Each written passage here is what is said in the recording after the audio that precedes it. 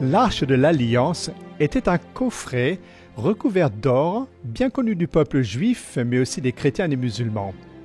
Elle a également été portée à l'attention du grand public par différents films.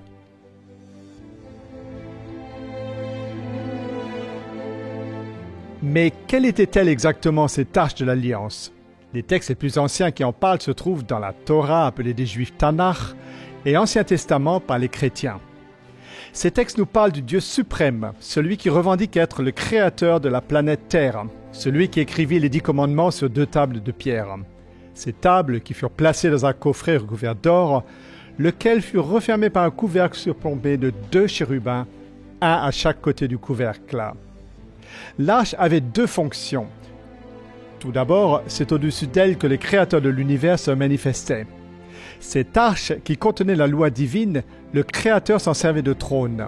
Deuxièmement, l'arche fut placée dans le sanctuaire terrestre avec d'autres objets sacrés.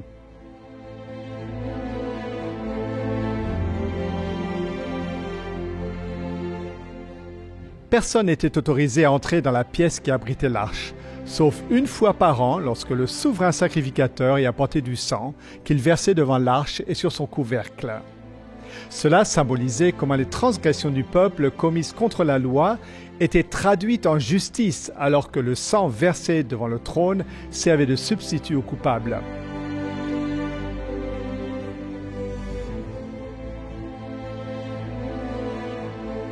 Plus tard, l'arche fut transportée dans le premier temple construit à Jérusalem. Et encore bien plus tard, quand les Babyloniens assiégèrent la ville et détruisirent le temple, on pense que l'arche a été cachée ou bien qu'elle a disparu.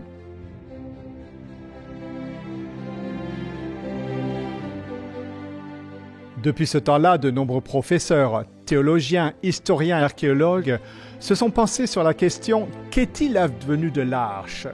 Ou a-t-elle vraiment existé ? S'agit-il de faits réels ou d'un mythe ?» À l'époque, personne n'était autorisé à toucher l'arche. À plusieurs reprises, ceux qui ont enfreint cette interdiction ont été frappés de mort. L'arche a également accompagné les Israélites lors de leur guerre. Lorsqu'elle fut capturée par des ennemis, ceux-ci furent frappés par des fléaux, si bien qu'ils ne tardèrent pas à la restituer à ses propriétaires. On lui attribuait un pouvoir magique. Au cours des années, de nombreux aventuriers sont partis à la recherche de l'Arche de l'Alliance ou ont tenté d'en percer le mystère. Beaucoup en ont fait des répliques et plusieurs l'ont prétendu l'avoir découverte. Mais jusqu'à présent, personne n'a apporté de preuves tangibles qui puissent être vérifiées. Mais l'une d'entre elles démarque toutes les autres d'une manière particulière et vous couper le souffle.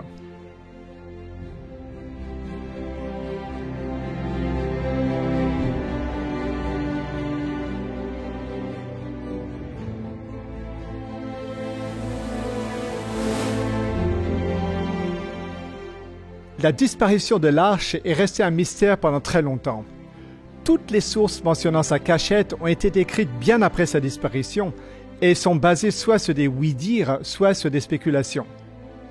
Elle a été mentionnée une dernière fois dans la Bible quand le roi Josias ordonna de la remettre dans le temple. Mais nous savons qu'environ 35 ans plus tard, à l'époque des fils de Josias, les Babyloniens ont conquis Jérusalem. Détail intéressant, le récit ne contient aucune mention de l'arche, alors que d'autres objets qui ont été réquisitionnés y sont mentionnés. Cependant, le livre des Maccabées, qui est apparu beaucoup plus longtemps, des années après la disparition de l'arche, affirme que celle-ci fut cachée dans la montagne de laquelle Moïse avait vu la terre promise avant de mourir.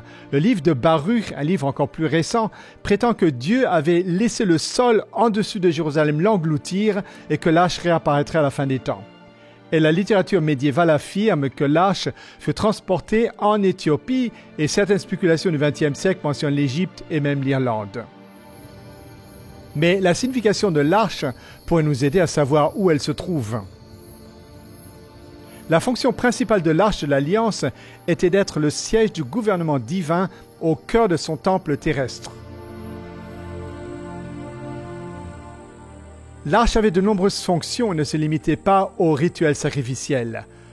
Pendant les services du sanctuaire, mais aussi en d'autres circonstances, l'arche représentait l'autorité de Dieu en tant que juge et seul vrai Dieu et roi de toute la terre. Ce droit était écrit dans les 10 commandements placés à l'intérieur de l'arche, une loi qui déclarait que lui seul, Dieu, était le Créateur et que la terre, par conséquence, lui appartenait entièrement.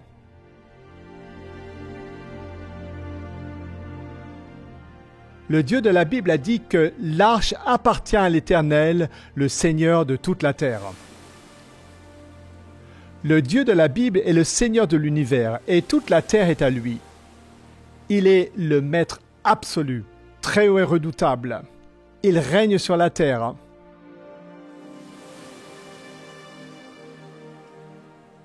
Et c'est pourquoi l'arche était placée en première ligne dans la guerre contre la ville de Jéricho, par exemple. Et même si cette ville ne reconnaissait pas l'autorité suprême de Dieu sur terre, l'arche était là pour les juger et les condamner. De même, Nebuchadnezzar, l'empereur de Babylone, n'adorait pas le Dieu d'Israël. Lui et d'autres rois de cette époque furent quand même jugés par Dieu. Les Assyriens, Madianites, Cananéens, Égyptiens, Éthiopiens, Philistins et de nombreuses autres nations qui rejetaient Dieu comme leur Dieu furent elles aussi jugées selon les normes divines. Lorsque le dernier roi de Babylone se moqua de Dieu, il fut condamné par le maître de l'univers au moyen d'une main écrivant le verdict sur le mur devant tout le monde réuni dans la salle. Dieu montre que quelle que soit votre religion ou votre origine ethnique, vous serez jugé selon les lois du Créateur et non selon votre propre entendement ou les normes morales de votre culture spécifique.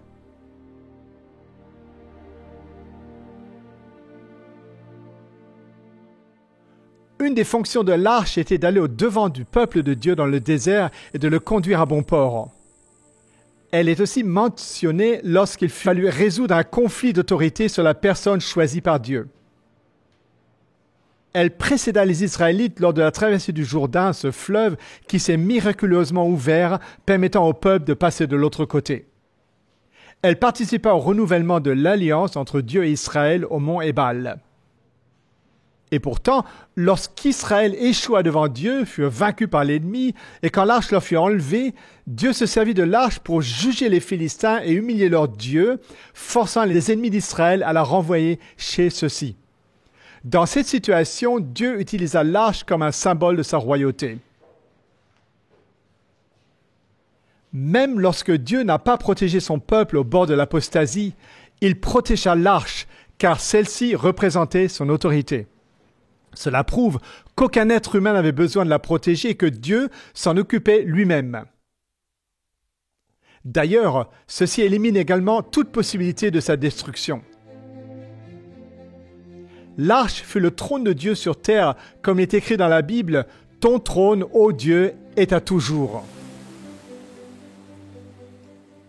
Alors que Jérémie venait d'assister à la destruction de Jérusalem et du Temple, voici ce qu'il avait à dire sur le trône de Dieu, quelque chose d'entièrement différent. « Toi, l'Éternel, tu règnes à jamais. Ton trône subsiste de génération en génération. » Alors qu'est-il vraiment arrivé? Dieu avait dit à Jérémie que la ville et le temple allaient être détruits. Il était préparé, lui, Jérémie et beaucoup d'autres. La chose la plus naturelle à faire était donc de cacher l'objet le plus sacré qui était l'arche de l'Alliance.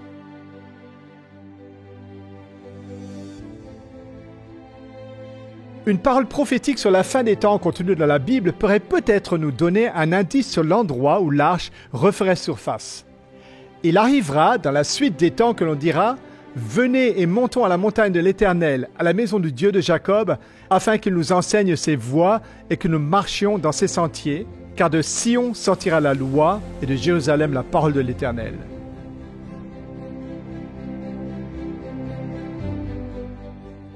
L'archéologie fit ses débuts au XIXe siècle lorsque différents chercheurs partirent au Moyen-Orient à la recherche d'anciens vestiges.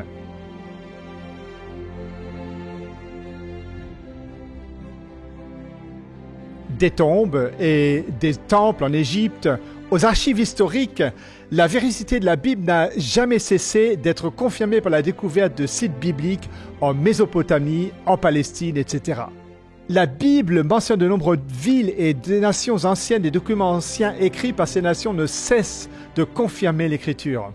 Jusqu'alors, même l'existence de Babylone avait été considérée comme une légende par beaucoup de gens, jusqu'au jour où on en trouva les vestiges. Quant à Jérusalem, elle fut constamment habitée depuis l'époque où l'âge disparut. De nombreuses générations y ont construit des bâtiments, souvent sur les restes des anciens, et ainsi la vieille ville devient une superposition de couches historiques.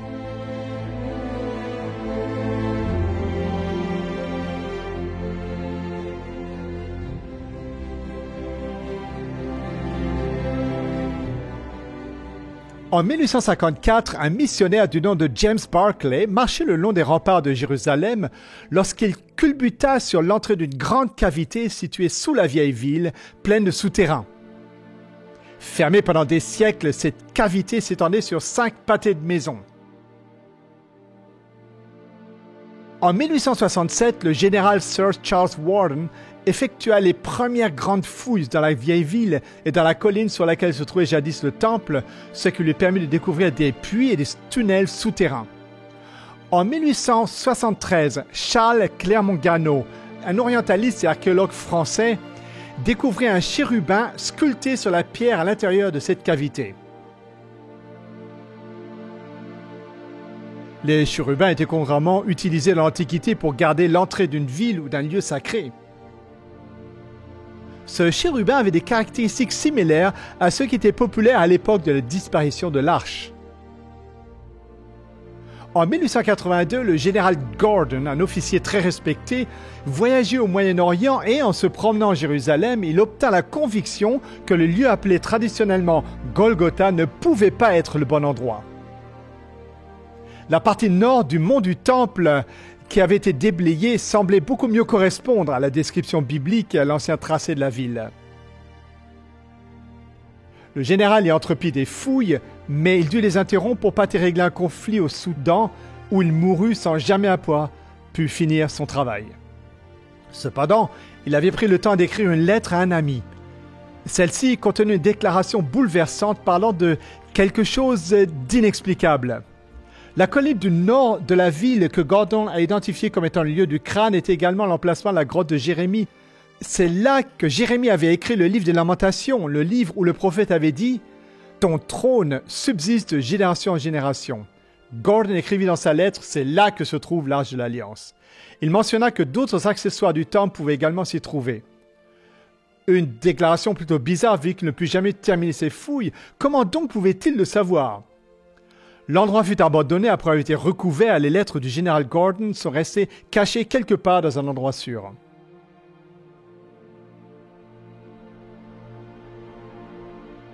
Une centaine d'années plus tard, un homme du nom de Ronald ou Ron Wyatt avait commencé à prier Dieu de se servir de lui pour montrer au monde que la Bible était véridique. Ron s'était déjà penché sur l'histoire du déluge et avait enquêté sur d'éventuels restes de l'arche de Noé.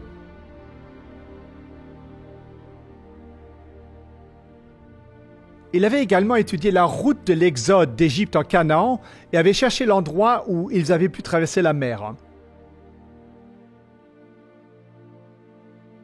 En faisant de la plongée sous-marine, il avait trouvé plusieurs roues de chars de l'Égypte antique. Sur le chemin du retour, il passa par Jérusalem.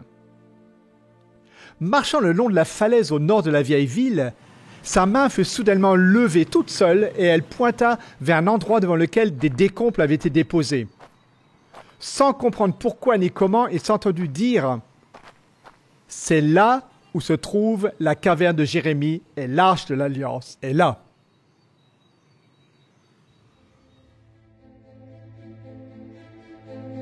Ron fut bouleversé par ce qu'il venait de lui arriver, car il n'avait jamais vécu une telle expérience auparavant. Il n'avait même pas pensé à chercher l'arche. Troublé, il retourna chez lui aux États-Unis pour essayer de trouver de quoi faire des recherches et découvrir si l'arche pouvait bien être là. Il étudia les murailles du siège babylonien, là où à l'époque l'arche avait été vue pour la dernière fois. Il essaya de déterminer quand elle avait dû être enlevée et aussi les contraintes de temps et d'espace pour la cacher. Il comprit qu'il est tout à fait possible que l'arche puisse avoir été cachée quelque part dans ces dédales souterrains. Il était convaincu que Dieu lui-même l'avait inspiré pour la trouver.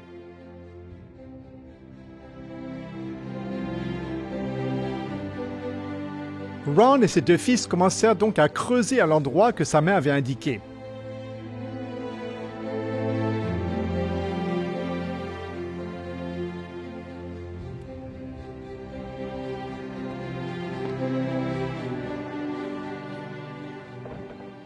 Mais bien vite, ils tombèrent sur un gros rocher qui allait rendre les fouilles difficiles. Donc, au lieu de cela, ils commencèrent à creuser quelques mètres vers la droite. À peine avaient-ils commencé à creuser qu'ils découvrirent 3 niches dans la paroi de la falaise. Ron pensa qu'il pouvait s'agir peut-être de niches destinées à accueillir des signes de l'époque romaine.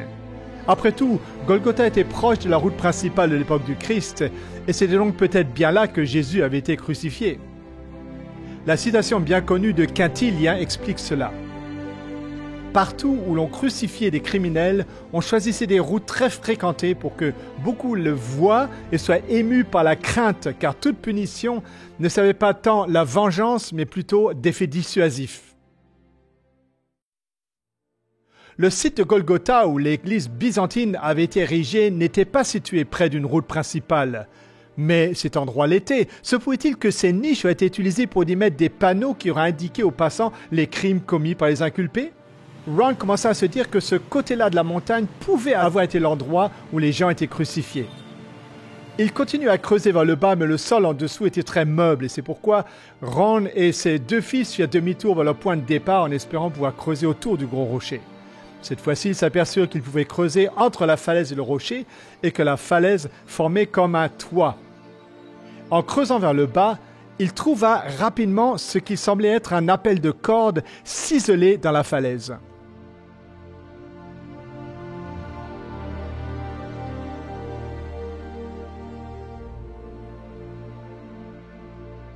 Il était sur le point de découvrir à quoi il aurait pu servir. À 11 mètres et demi sous la terre, les 3 se retrouvèrent dans ce qui semblait être une citerne.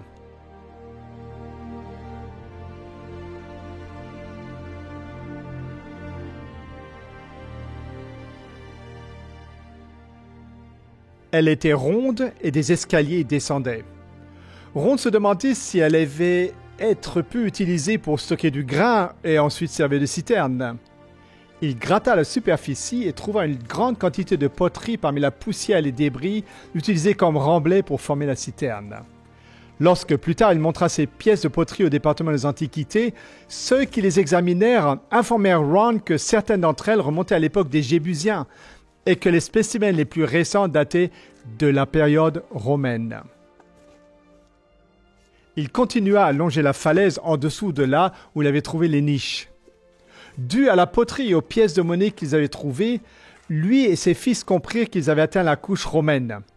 En creusant, Ron trouva de nombreux osselets de doigts, ce qui confirmait ses soupçons que cet endroit avait été autrefois un lieu d'exécution. Hormis la crucifixion, la lapidation avait également été pratiquée à l'époque judéo-romaine. En face de la citerne que Ron avait découverte, il y avait une autre structure circulaire. Seule une base de ces structures semblait être restée intacte.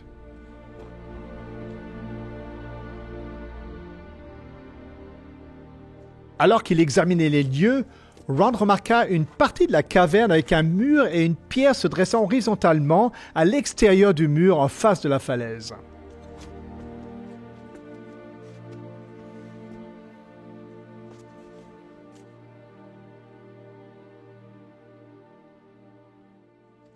À quelques mètres devant lui, il aperçut un rocher de forme carrée qui ne ressemblait pas à une formation naturelle.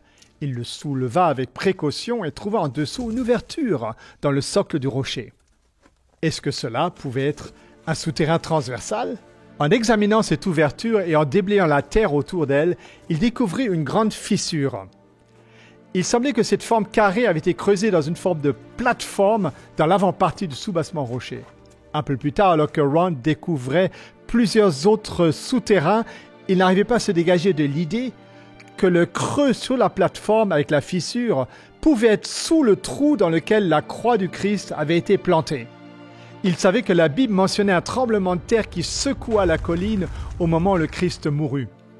Se pourrait-il que cette fissure soit sous le trou qui contenait la croix? Ce trou faisait 58 cm sur 58 dans le roc solide, tandis que la fissure semblait être beaucoup plus profonde.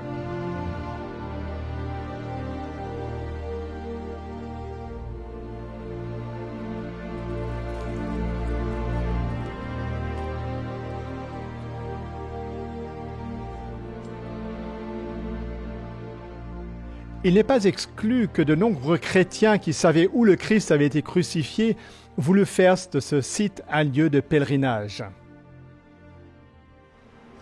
Le lieu que l'Église catholique et les Églises orthodoxes considèrent comme étant Golgotha a été construit sur ordre de l'empereur Constantin vers 325-326 sur les restes d'un ancien temple païen, donc bien longtemps après la crucifixion du Christ. Or, les vestiges que Ron découvrit remontaient à l'époque romaine et pouvaient bien dater de l'époque juste après la crucifixion. En 70 après Jésus-Christ, les Juifs furent soit massacrés, soit envoyés en exil et Jérusalem fut transformée en une base militaire romaine. Cela signifiait que le site n'était plus utilisé pour des crucifixions. Ron trouva dans la structure du bâtiment des pièces de monnaie datant de 135 après Jésus-Christ et d'avant, mais aucune d'après. En 130 après Jésus-Christ, les chrétiens se sont établis là à la place des Juifs, si bien que cette structure a probablement été construite par des chrétiens à cette époque ou plus tôt. Cela veut dire que c'est probablement le premier site à être reconnu comme le véritable Golgotha. Le site du Golgotha de l'église byzantine, l'église du Saint-Sépulcre, fut construit environ 200 ans plus tard, donc à une époque où la connaissance des lieux avait plus ou moins disparu. Plus l'époque était proche de la crucifixion, plus ils en auraient su les détails de ce qui s'était passé. Le fait que les pièces de monnaie que Ron trouva dans l'ancien site datent de 135 après Jésus-Christ indique que celui qui a construit et utilisé cette ancienne structure l'a apparemment abandonnée à l'époque et a quitté la région. Le fait que les fondations soient encore intactes pouvait indiquer qu'elles n'avaient pas été détruites par les envahisseurs, mais qu'elles étaient probablement tombées dans l'oubli. Après le temps, elle finit par être recouverte de décombres et d'ordures. Quoi qu'il en soit, la preuve a été faite que la structure avait bien été construite bien avant l'église du Saint-Sépulcre. Ron et ses deux fils travaillaient à cet endroit sur une période de presque 2 années. Ils continuaient à scruter le niveau romain à la recherche d'une grotte, de l'entrée d'un tunnel, mais sans succès.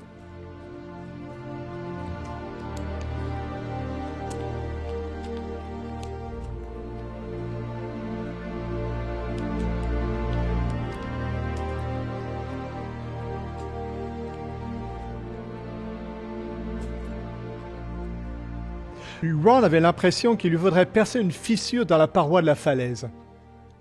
Emplis d'une étrange sensation, les trois se sont mis à prier et à l'aide de marteaux et de burins, ils virent que derrière la fissure, il y avait une cavité.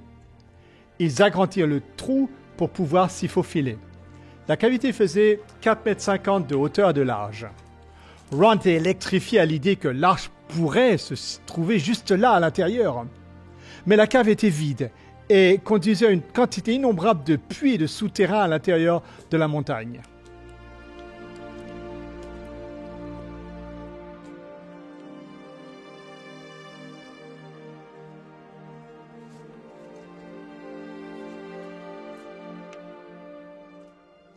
Ron continuait à fouiller toutes les grottes et cavités qu'il pouvait trouver à l'intérieur de ce gigantesque système souterrain.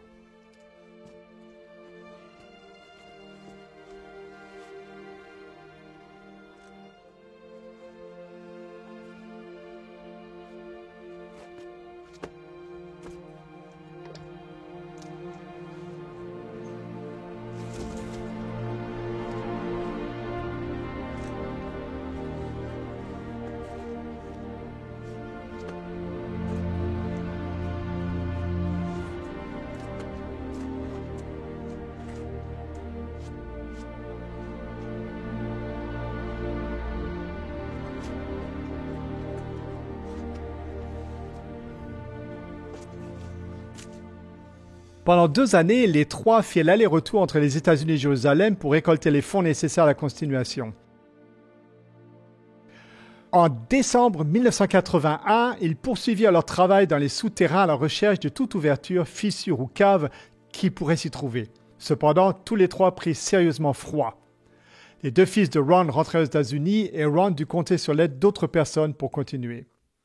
Il n'était pas question de renoncer au projet, car Ron avait l'intuition que Dieu lui avait promis qu'il découvrirait l'arche lors de ce voyage. Mais voilà qu'il avait utilisé toutes ses épargnes, qu'il était malade et que le travail était épuisant. L'un des habitants de Jérusalem l'aidait en arrivant à se faufiler par certaines des plus petites ouvertures, car il était plus mince et pouvait donc se rendre là où Ron ne pouvait pas. En regardant autour de lui, Ron aperçut un passage ressemblant à une cheminée et de là un petit tunnel où Ron devait expirer pour pouvoir s'y faufiler.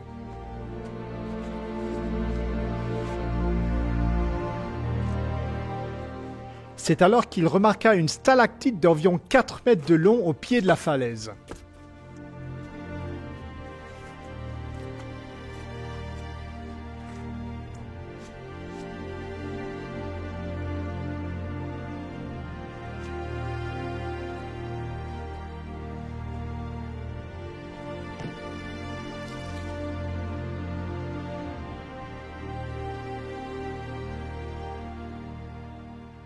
Derrière celle-ci se trouvait une cavité. Ron essaya de voir ce qu'il y avait, mais sans succès. Alors il agrandit le passage et put voir qu'à l'intérieur il y avait une grotte. Mais elle ne ressemblait pas très prometteuse, probablement rien d'autre qu'une cavité pleine de cailloux. Mais il décida quand même de s'en assurer en élargissant encore une fois le passage pour que son aide puisse s'y glisser. Mais celui-ci en ressentit rapidement le regard terrifié et le visage en larmes. « Mais qu'est-ce qu'il y a dedans? Mais qu'est-ce qu'il y a dedans? Je n'y retourne pas. » Il essaya de sortir du système de souterrain aussi vite qu'il le put et Ron comprit qu'il y avait là quelque chose d'hors commun. Il agrandit le trou suffisamment pour pouvoir s'y glisser, c'était le 6 janvier 1982. Il y avait environ 450 mètres entre les rochers et le plafond.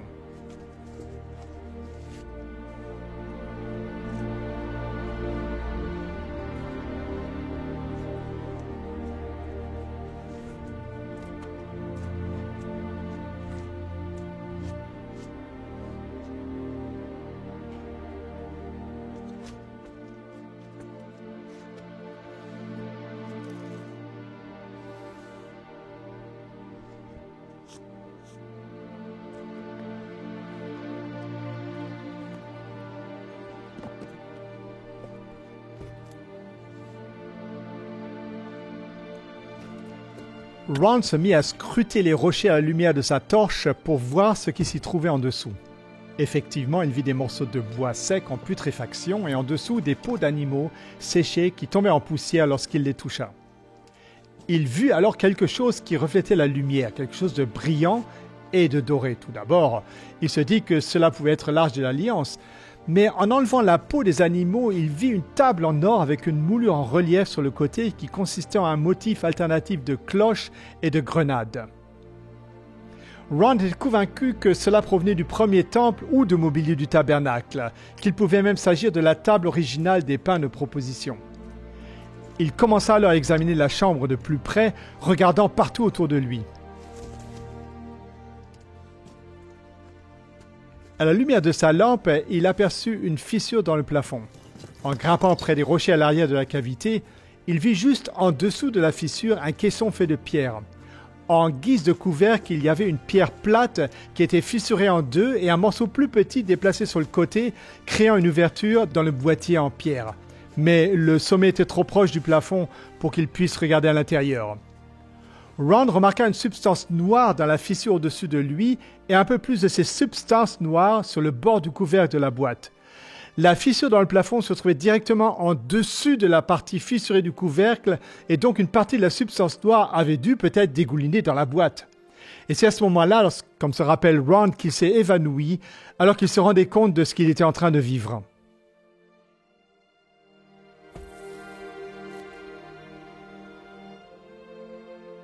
En revenant à lui, une autre idée lui traversait l'esprit. La fissure du plafond devait être la continuation de la fissure qu'il avait vue dans le trou transversal de la plateforme à l'extérieur, et la substance noire était du sang qui était tombé à travers la fissure dans le caisson en pierre. Ron était sûr que l'arche se trouvait à l'intérieur du caisson de pierre. Mais ce qui le bouleversa le plus fut la prise de conscience que le sang du Christ était véritablement descendu de la croix jusqu'au propitiatoire de l'Arche de l'Alliance.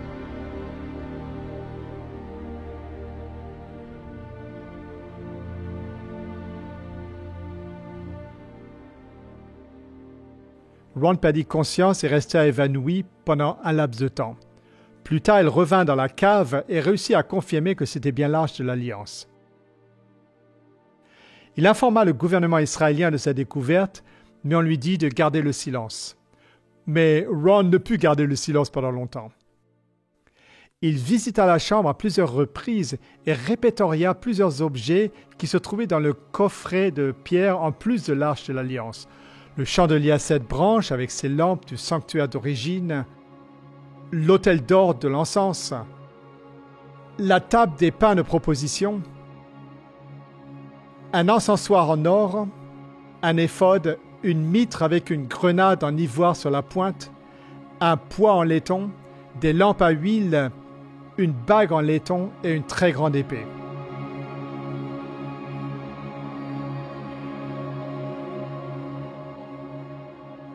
À l'arrière de l'arche se trouvait un petit compartiment ouvert contenant le livre de la loi, vraisemblablement celui que Moïse lui-même avait écrit. À sa connaissance, le livre de la Genèse n'y était pas. Ron fut étonné de constater que ces parchemins écrits sur des peaux d'animaux étaient encore en parfait état. Il en conclut que l'arche avait dû être amenée dans cette chambre d'une manière ou d'une autre. Elle ne pouvait pas y avoir été transportée par le même chemin que lui avait pris, vu qu'il avait dû se frayer un chemin en taillant le rocher. En enlevant certaines des pierres, il trouva une entrée beaucoup plus grande allant vers le sud dans la direction de la grotte de Sédécias, de l'autre côté de la route où les chérubins avaient été trouvés. Ce tunnel était cependant bloqué par des éboulis et Ron n'avait aucun moyen de les extraire du tunnel par lequel il était entré.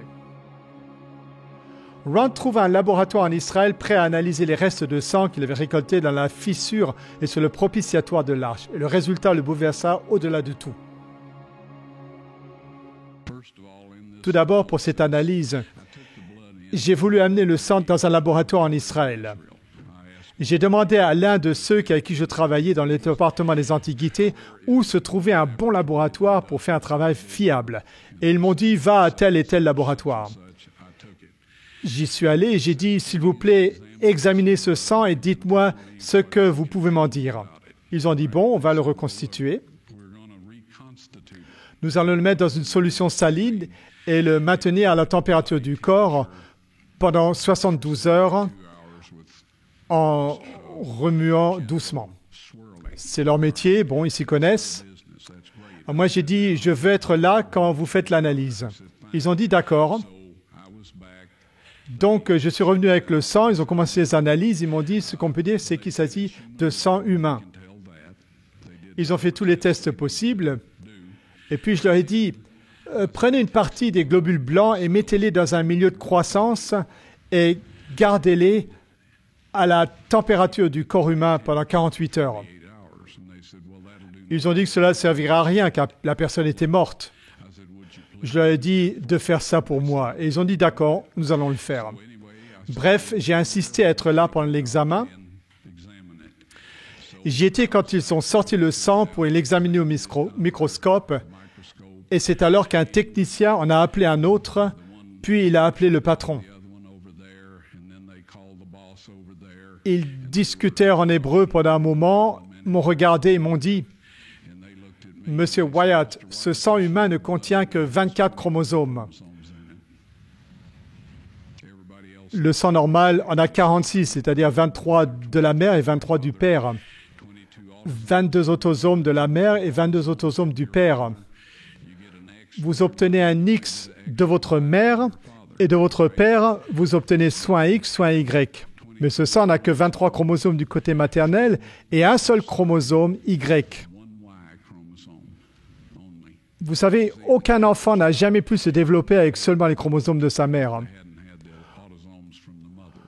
Or, ici, toutes ces caractéristiques physiques ont été déterminées par les autosomes du côté de la famille de sa mère. Sa masculinité est déterminée par ce Y qui provenait d'une source, mais pas d'un mâle humain. Ensuite, ils ont dit, et en plus, ce sang est vivant. Alors ils ont dit, il est de qui ce sang ?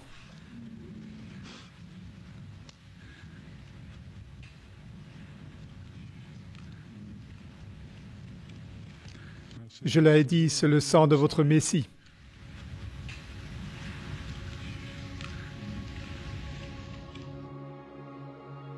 Lorsque les gouttes de sang tombèrent sur le propitiatoire, la preuve a été faite que c'était pour le péché contre cette même loi que le Christ était mort. Nous transgressions des commandements divins, pas des lois humaines ou des règles religieuses. Et ce sont ces lois que nous avons enfreintes. Et c'est pour cela que nous devons nous repentir. Et voilà que Dieu a vraiment envoyé son Fils pour mourir à notre place. Ron voulait montrer tout cela au monde entier tout de suite, mais Dieu l'en empêcha.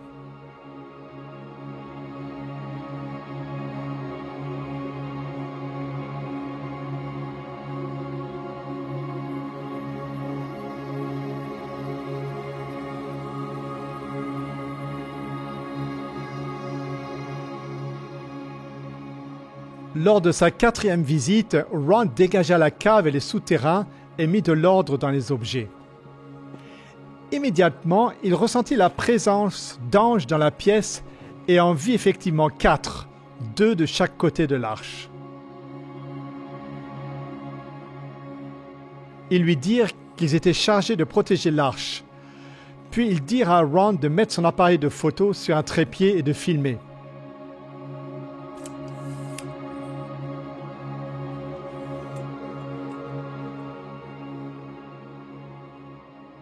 Ils soulevèrent le propitiatoire et l'aidèrent à en retirer les 10 commandements gravés sur les 2 tables de pierre.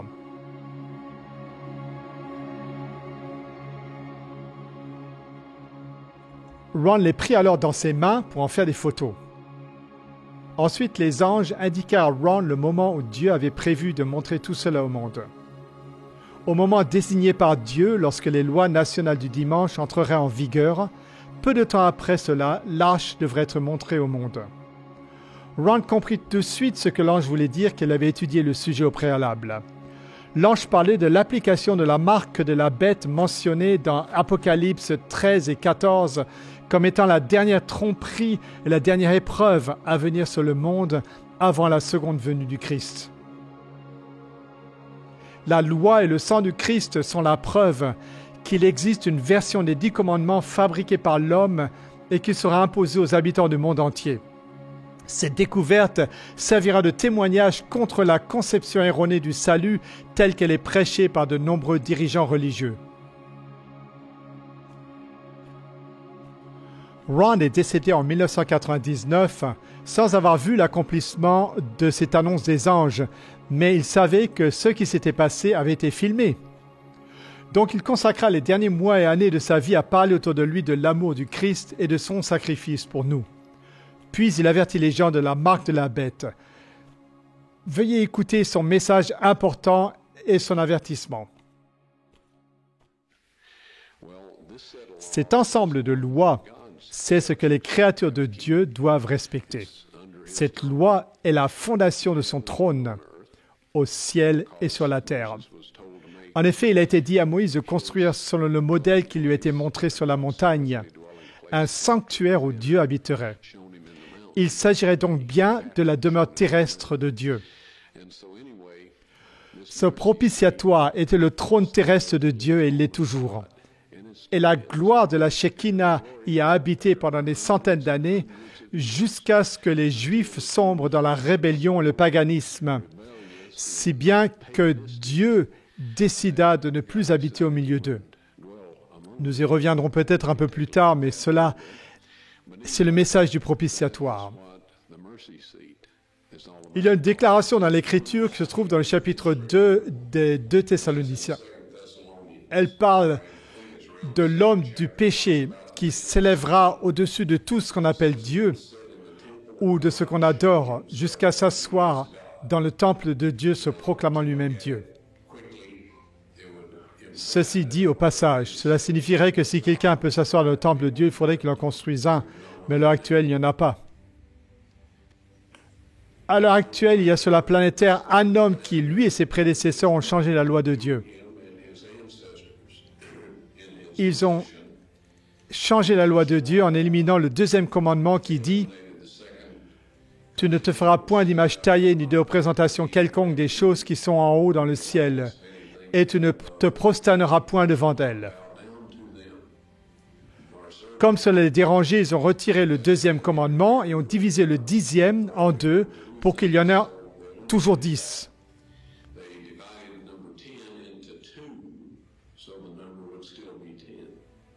Oui, les tables de pierre ont été trouvées dans l'Arche de l'Alliance. Je les ai personnellement soulevées avec l'aide de 4 anges qui ont soulevé le propitiatoire qui, selon mon estimation, devait peser environ 450 kilos d'or pur. Et l'un de ces anges m'a dit de sortir les tables de pierre. Il a dit que Dieu voulait que le monde entier les voie. Je les ai donc sortis, j'ai reculé, je suis resté là, figé sur place. Eh bien, je ne peux pas décrire l'état physique ou psychique dans lequel je me trouvais. Si je n'avais pas de preuves physiques, je penserais que j'ai fait un rêve ou quelque chose comme ça. Mais il y a du matériel disponible qui prouve tout cela.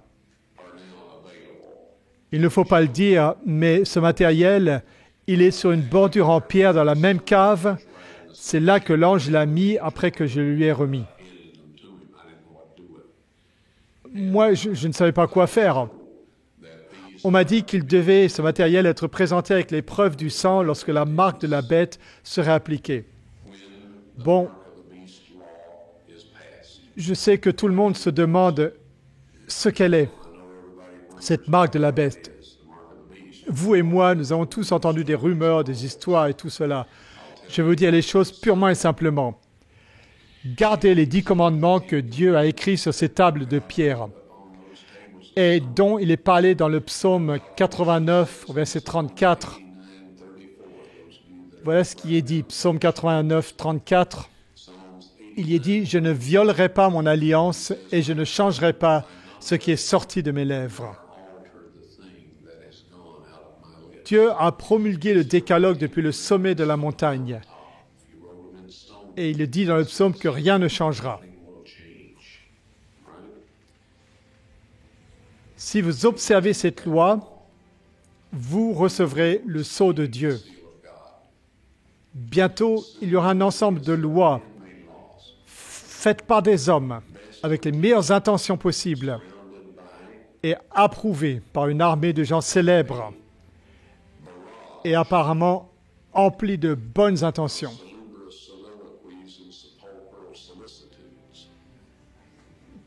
Tout ça, ce sont des histoires à l'instigation du diable pour vous faire croire que c'est la meilleure chose qui soit arrivée à la race humaine.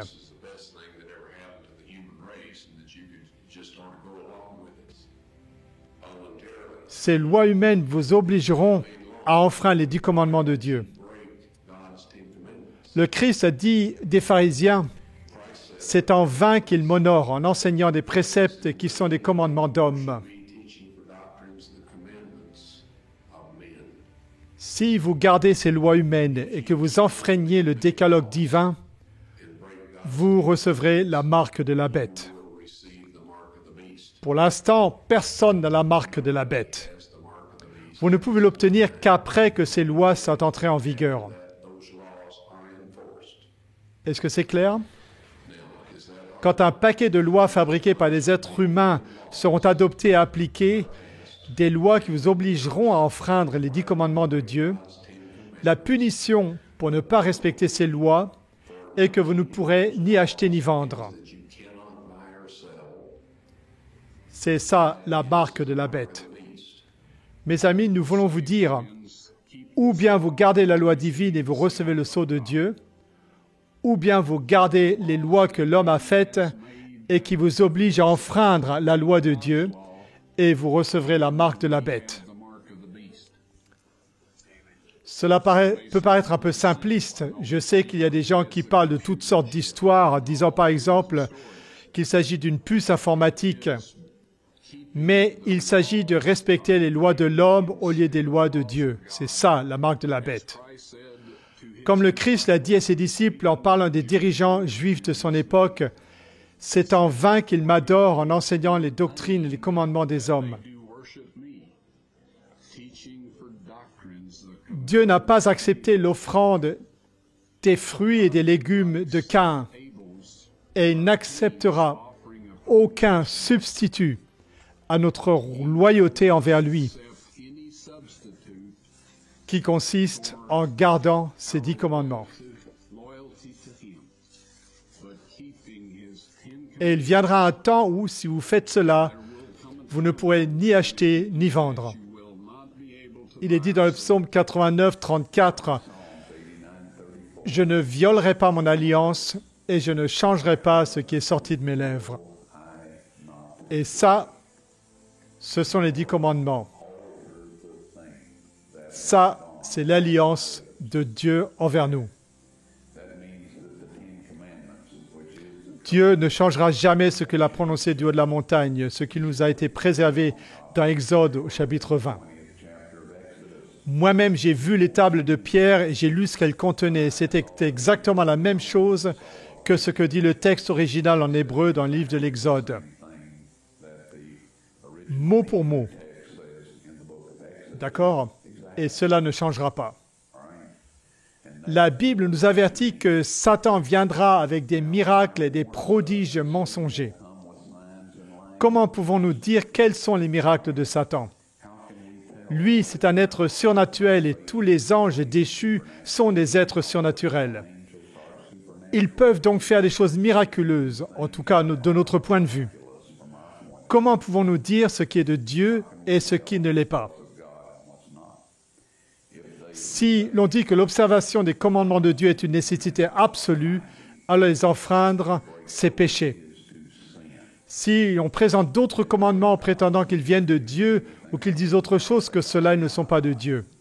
Et nous ne devons pas à leur prêter attention, quel que soit le genre de miracle qu'ils accomplissent. Les tables de pierre seront exposées après l'application de la loi du dimanche, la loi nationale sur le dimanche. Ce sont les paroles exactes de l'ange, si ma mémoire est bonne.